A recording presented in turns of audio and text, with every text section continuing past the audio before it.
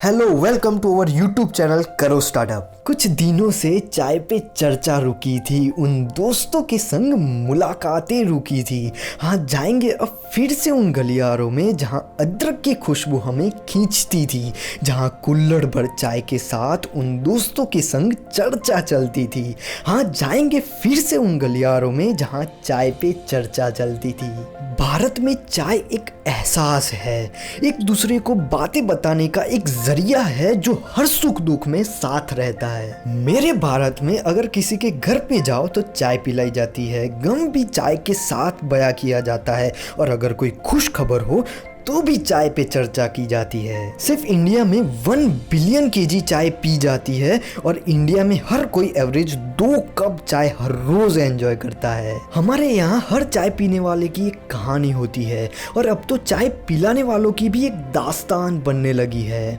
आज मैं आपको ऐसे ही 2 चाय बनाने वालों की कहानी बताने वाला हूँ। सो आगे बढ़ने से पहले हमारी चैनल को सब्सक्राइब कर देना और हमारी एप्लीकेशन लाइव हो चुकी है। सो वीडियो देखने के बाद सबसे पहले हमारी एप्लीकेशन को डाउनलोड कर देना। पहला स्टार्टअप है चाय पॉइंट। चाय पॉइंट की शुरुआत अमूल्य सिंह ने 2010 में की थी।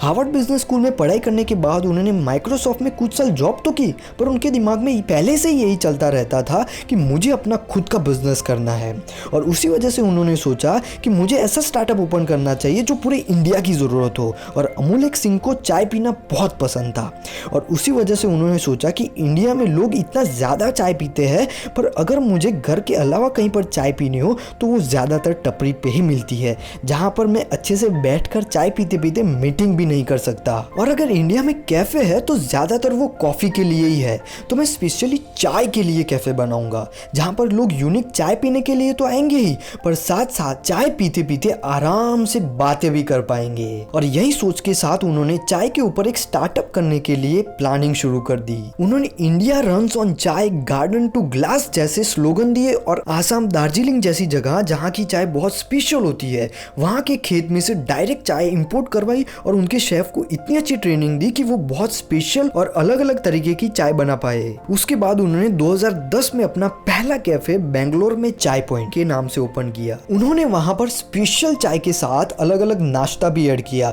और बैठने के लिए और चाय पीते पीते बातें करने और मीटिंग्स करने के लिए ऐसा एनवायरनमेंट बनाया कि लोग स्पेशली उनके वहाँ पर चाय पे चर्चा करने के लिए आने लगे। उसके बाद उन्होंने सोचा कि जो लोग ऑफिस वर्क करते हैं वो तो मेरे कैफे तक चाय पीने नहीं आ पाएंगे, और उसी वजह से उन्होंने एक ऐसा मशीन बनाया जो हाइजीन और अलग अलग टाइप की बहुत ही टेस्टी चाय एक ही टच पे बना पाए, और उसको बहुत सारी कॉर्पोरेट ऑफिसेज में पहुंचाए, और आज भी वो मशीन बहुत ही सक्सेस है। उसके बाद उन्होंने सोचा कि जो लोग घर में है, जो लोग बाहर नहीं निकल सकते, वो लोग भी मेरे कैफे में चाय पीने नहीं आ सकते, और उसी वजह से उन्होंने ऐसे लोगों के लिए चाय पॉइंट फ्लास्क बनाया, जिसमें गर्मा गर्म चाय आपके घर तक पहुंचाई जाती है। और आज भी आप चाय पॉइंट से चाय ऑनलाइन ऑर्डर करते हो तो आपको चाय पॉइंट फ्लास्क में ही भिजवाई जाती है। इसके अलावा अमूल्य सिंह ने शार्क नाम से एक ऐसा सॉफ्टवेयर बनाया है जो उनके सारे आउटलेट्स को कनेक्ट करके जितने भी सेल्स हुए हैं उसको मॉनिटर करता है कि कौन सी चाय ज्यादा बिकी है, कौन सी चाय कम बिक रही है,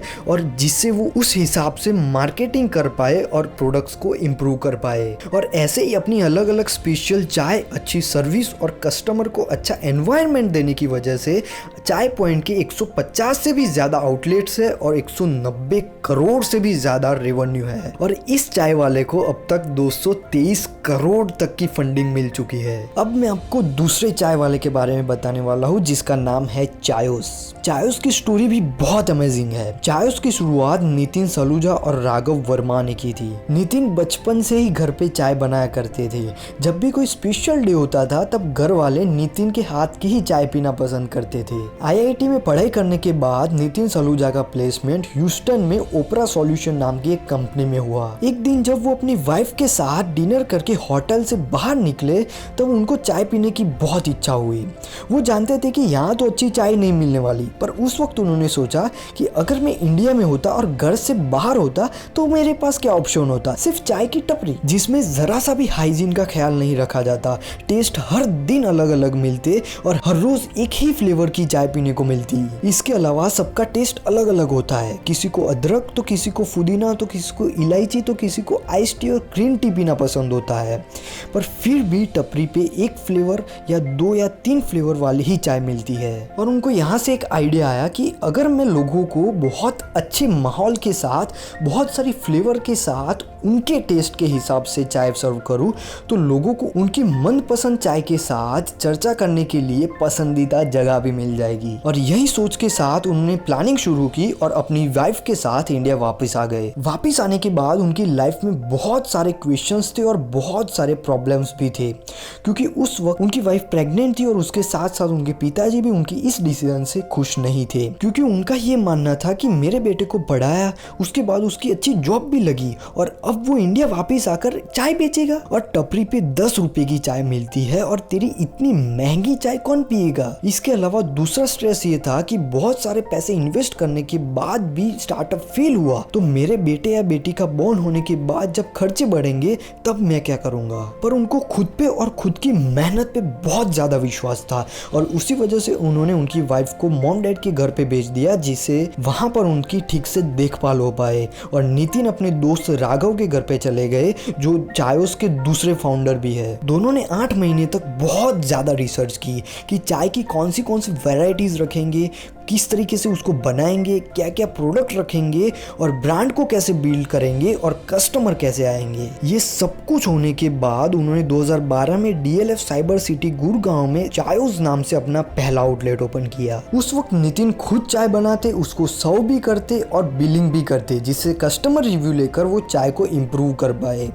वो सुबह 8 बजे अपने कैफे पे चले जाते और रात को 11 बजे तक वहां पर ही मेहनत करते। धीरे धीरे उन्होंने बहुत सारी अलग अलग चाय की फ्लेवर्स भी ऐड की और शेफ को बहुत सारी अलग अलग चाय बनाने के लिए ट्रेन भी किया। वो टाइम टाइम पे चाय के अलग अलग फ्लेवर्स ऐड करते रहते, जिससे लोग बार बार उनकी चाय पीने, नए नए फ्लेवर्स को टेस्ट करने के लिए आते। और उन्होंने अपने कैफे का माहौल इतना अच्छा रखा कि लोगों को बार बार आने का मन करे और जब भी आए अपना सा महसूस हो। ऐसे करते करते आज चायोस में आपको अलग अलग चाय के कॉम्बिनेशन के साथ 80,000 अलग अलग चाय के ऑप्शन मिलते हैं और मेरी वाली चाय उनकी सबसे फेमस है। वहां आप अपने टेस्ट के हिसाब से अलग अलग कॉम्बिनेशन के साथ चाय ऑर्डर कर सकते हो। इसके अलावा आप चायोस से ऑनलाइन भी चाय ऑर्डर कर सकते हो। चायोस के इंडिया में 84 आउटलेट्स है और 100 करोड़ से भी ज्यादा उसका रेवेन्यू है और इस चाय वाले को अब तक 136 करोड़ तक का फंडिंग मिल चुका है। सो अगर आपने इन दोनों स्टार्टअप के बारे में ध्यान से सोचा हो तो 5 या 10 रुपए की सस्ती चाय आपको टपरी पे तो मिलती है, फिर भी ये लोग 50, 60 या 100 रुपए की चाय बेचकर करोड़ों कमा रहे हैं। बहुत सारे लोग जब प्रोडक्ट के बारे में सोचते हैं तो यही सोचते हैं कि कैसे प्रोडक्ट की प्राइस कम करूं, कैसे उसको सस्ता बेचूं, और उनका फोकस सिर्फ प्राइस कम करने पे होता है और उसी वजह से वो प्रोडक्ट की क्वालिटी भी कम कर देते हैं। और अगर आप ये सोचते हो कि लोग सस्ता ही खरीदते हैं तो ऐसा बिल्कुल नहीं है। अगर सस्ता खरीदने वाली ऑडियंस है तो अच्छी क्वालिटी के साथ महंगी प्रोडक्ट खरीदने वाली भी ऑडियंस है। जैसे चायोस और चाय पॉइंट की 50, 60 और 100 रुपए वाली चाय पीने वाले लोग, जिनसे ये स्टार्टअप्स आज करोड़ों की ब्रांड बन गए हैं। वीडियो पसंद आया तो वीडियो को लाइक करना और हमारी चैनल करो स्टार्टअप को सब्सक्राइब करके बेल बटन को क्लिक कर लेना, जिससे अगले जितने भी वीडियोस आए तब आपको नोटिफिकेशन मिल जाए।